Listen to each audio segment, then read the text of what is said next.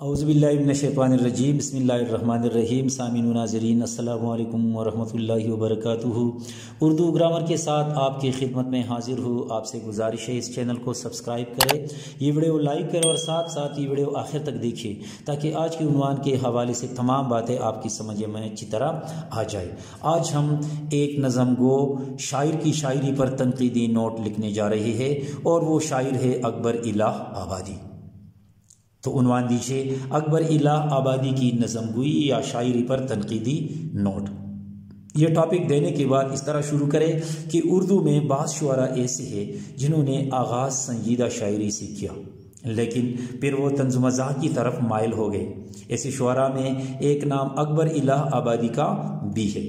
اکبر الہ آبادی نے شعر و شاعری میں پہلے سنجیدہ روش اختیار کی لیکن بعد میں اپنا مافی الضمیر دوسروں تک پہنچانے کے لیے انہوں نے طنز و مزاح کا سہارا لیا۔ اکبر کو انگریز کی لائی ہوئی تہذیب سخت ناپسند تھی، اس لیے قدیم تہذیب کی حمایت اور جدید تہذیب ان کی شاعری کا نصب العین ٹھہری۔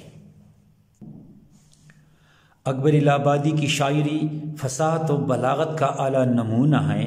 وہ فصاحت و بلاغت کی تعریف خود ان الفاظ میں کرتے ہیں: سمجھ میں صاف آ جائے فصاحت اس کو کہتے ہیں، سمجھ میں صاف آ جائے فصاحت اس کو کہتے ہیں، اثر ہو سننے والے پر بلاغت اس کو کہتے ہیں۔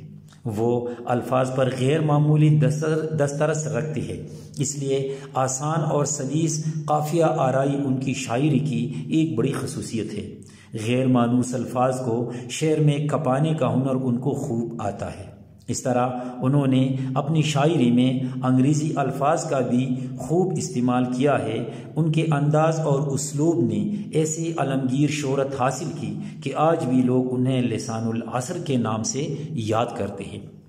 تو امید ہے کہ آپ اچھی طرح سیکھ چکے ہوں گے کہ کسی نظم گو شاعر کی شاعری پر یا اکبر الہ آبادی کی شاعری پر نظم گوئی پر ہم ایک اچھا تنقیدی نوٹ کس طرح لکھ سکتے ہیں۔ آئندہ کسی نئی عنوان تک اجازت دیجیے۔ اللہ حافظ۔